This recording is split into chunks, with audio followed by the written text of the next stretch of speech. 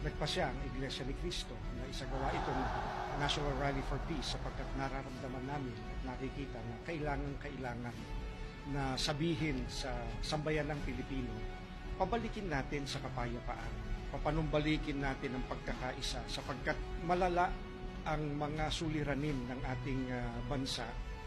Nung ginagawa po natin, mga mahal naming kababayan, sa pangunguna ng Iglesia ni Cristo, ay pagtulong natin sa pamahalaan. Tumutulong tayo sa kanila na kanilang makita, na kanilang madama ang tunay na damdamin ng taong bayan na naglukluk sa kanila. Taong bayan ay unahin at dapat magkaisa.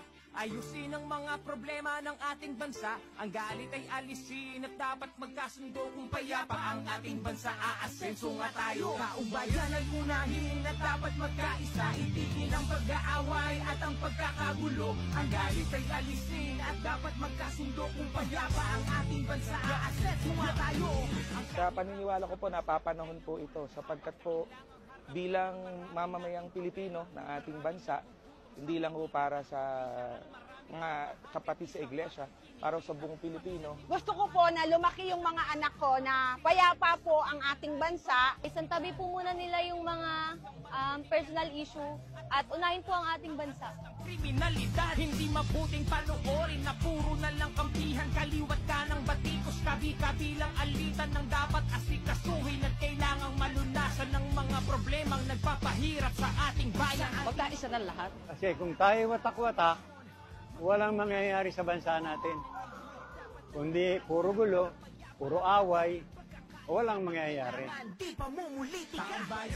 Hinihiling natin sa mga namumuno sa pamahalaan na pagkaisahan din nilang pag-ukulan ng matamang atensyon at pag-asikaso. Sa halip na bangayan ang kapakanan ng Pilipinas, nawa ang pag-ukulan nila ng pansin at panahon. Panawagan po namin sana magkaisa na lang po tayo kung ano po yung adhikain o yung pangako o gusto na mangyari po sa lahat ng Pilipino, matupad po.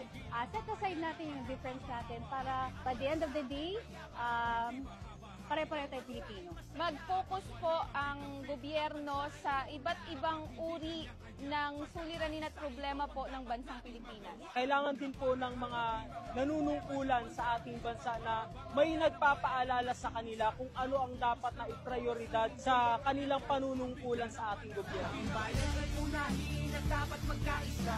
Ayusin ang mga problema ng ating bansa. Ang galit ay alisin at dapat magkasundo. Kung payapa ang ating bansa, aasenso nga tayo. Taong bayan ay unahin at dapat magkaisa. Itigil ang pag-aaway at ang pagkakagulo.